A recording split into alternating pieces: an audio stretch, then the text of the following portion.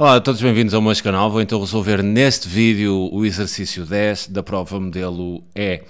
O exercício consiste no seguinte: considera então o sistema de equações seguinte. Temos então assim as duas equações, o sistema 2x menos 3y menos 1 sobre 2 igual a menos 1, e temos na segunda equação ax menos 2y igual a 3b. Admite então que a e b são números reais não nulos, ou seja, diferentes de zero. Sabe-se que o sistema admite infinitas soluções. Cuidado que esta afirmação é, assim, uma afirmação-chave para resolvermos o problema. Saber que o sistema admite infinitas soluções. Mostra então, dentro desta ideia, que a soma da A com B, sendo A e B, este coeficiente do x e o B ali, parte ali do termo independente, sabemos então mostrar que A mais B é igual a 2. Bem, como é que nós vamos pegar nisto? Se sabemos que o sistema admite infinitas soluções, isto quer-me dizer então que estou perante um sistema a nível de classificação, um sistema que é possível porque existe solução, mas indeterminado porque existem infinitas soluções. Agora, de que forma é que saber isto me vai ajudar a determinar a soma de A mais B? Quer dizer, um sistema é a interseção, um sistema de duas equações, neste caso lineares, ou seja, de grau 1, né? E o sistema é então em nível gráfico, vou reproduzir assim aqui uma ideia, né? A nível gráfico, o sistema é a interseção de duas retas, né? Cada reta há de ser dada por cada uma destas equações. Por exemplo, se eu tivesse o caso aqui de ter duas retas paralelas, por exemplo, assim uma reta R, né, que reparem que estas retas vão estar assim na forma y igual a mx mais b, ou seja, nós podemos manipular aqui estas equações para este formato. Imaginem que tinha assim outra seria S, onde R seria paralela a S. Quer dizer, esta segunda também na forma y igual a mx mais b. Neste caso, se as duas equações a nível gráfico me dessem duas retas paralelas, o sistema seria impossível. E seria impossível porque não existiria interseção entre as mesmas. Como a solução do sistema é a interseção dessas retas, se as retas fossem paralelas, não existiria interseção, daí o sistema seria impossível. A nível das equações do sistema, detectar que o sistema seria impossível, teria então duas equações que teriam o mesmo declive, mas passariam em ordenadas na origem diferentes, e então aí perceberia que o sistema seria impossível. O mesmo declive, né? As retas teriam então a mesma variação de y em função de x, e passavam em ordenadas na origem diferentes, então seriam paralelas, então detectaria nesse caso que o sistema seria impossível. Para o sistema ser possível, terá de existir interseção entre as retas, não é? Ou seja, ter por exemplo assim aqui uma reta, né, que esta reta era dada por uma das equações, e ter assim uma outra, e ali na interseção das duas eu teria então a solução do sistema, que seria um par de coordenadas x e y. Para que exista a interseção, basta então que o declive dessas retas, obviamente que o declive estou a falar de y igual a mx mais b, para que exista a interseção basta que o declive seja diferente. Se o declive for diferente, existe imediatamente interseção, algures entre as duas retas. Mas o que me dizem aqui é que existem infinitas soluções. E se existem infinitas soluções, nós estamos perante um sistema possível e indeterminado. A nível gráfico, o que é que acontece quando nós estamos perante um sistema possível, mas indeterminado? Eu teria, obviamente, isto aqui será uma reta, na equação y igual a mx mais b. Para eu ter, esta seria a reta R, por exemplo, dada por uma das equações do sistema, e para o sistema ser possível e indeterminado, a segunda equação teria de ser equivalente, né? Teria de ter duas equações equivalentes, o que em termos gráficos, a outra equação me daria uma reta que era coincidente, ou seja, seria coincidente com esta reta R, ou seja, a segunda reta S, eu teria então que R seria coincidente com F, daí que dizemos que existem infinitas soluções, quer dizer, todos os pontos são pontos onde as retas se intersetam, porque elas são coincidentes. Agora, a nível de, depois de equação da reta, se as duas retas são coincidentes, quer dizer, são a mesma, então eu teria y igual a mx mais b. Eu vou discriminar aqui, por exemplo, nesta reta R teria aqui o declive da reta R e na reta S, que seria coincidente, teria o declive da reta S. Aqui teria a ordenada na origem da reta R e aqui na segunda equação eu teria a ordenada na origem da reta S. Se o sistema é indeterminado, possível indeterminado, se existem infinitas soluções, então eu poderei daqui tirar duas ideias, ou seja, o declive da reta R terá de ser igual ao declive da reta S e a ordenada na origem da reta R terá de ser igual à ordenada na origem da reta S. E é esta ideia aqui que me vai permitir descobrir o valor de A e o valor de B. Ou seja, a minha ideia será pegar aqui nesse sistema e colocar as duas equações nesta forma, ou seja, resolver ambas as equações em ordem a y, colocando assim nesta forma da equação da reta, não é? Depois de ter as duas equações resolvidas em ordem a y, eu vou então bater aqui nesta ideia. Para o sistema ter infinitas soluções, o declive de uma terá que ser igual ao declive da outra, ou seja, terei que igualar os dois declives, os coeficientes do x, e depois as ordenadas na origem também terão de ser iguais, e dessa forma vamos determinar o valor de A e o valor de B. Então é isso que eu vou fazer. Se nesta primeira abordagem vou resolver ambas as equações em ordem a y. Vou começar a fazer isso. Aqui na primeira, cuidado que este menos é assim perigoso aqui ao nível da fração. O que eu costumo fazer para evitar já estes problemas é partir já esta fração em duas aqui pela diferença. Ou seja, cuidado que este menos está a influenciar todos os termos que estão aqui na fração. Quer dizer, ao fazer a separação teria menos 13y sobre 2 e depois cuidado, é que menos com menos 1 dá mais, não é? Ao fazer a distributiva, multiplicar menos 1 por menos 1 ficaria positivo. Então teria aqui mais 1 meio igual a menos 1.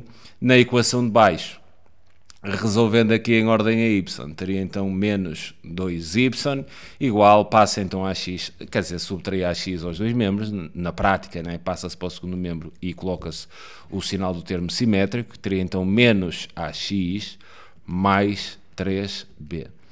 Relativamente aqui à equação de cima, a minha ideia é colocar ambas definidas em função de x, tenho denominadores, vou então reduzir tudo ao mesmo denominador. E então, para o mínimo múltiplo comum entre estes denominadores será 2, então vou multiplicar esta fração aqui por 2, quer dizer, multiplicar a fração, o denominador e o numerador, ou seja, gerar uma fração equivalente cujo denominador seja 2. Aqui, se A der 2, multiplico por 1, quer dizer, elemento neutro, não faz nada, aqui multiplico também por 1, e esta aqui vou multiplicar por 2. Quer dizer, nesta ideia obtinha, então, a seguinte equivalência. 2 vezes 2x ficaria então com 4x sobre 2, vezes 1 fica igual, não é? Menos 3y sobre 2, mais 1 meio, esta também fica igual, e aqui igual a menos 2.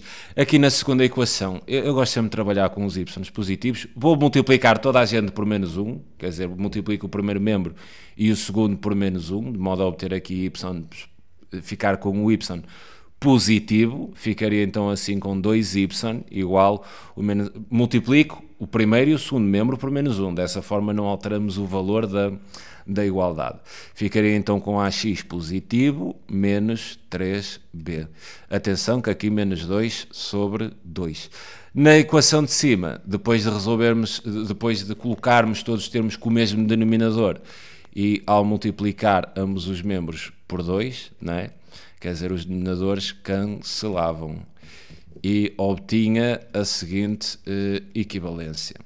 quer dizer, ficava então com a seguinte equivalência, ou seja, cortando aqui os denominadores, ficava com 4x menos 3y mais 1 igual a menos 2.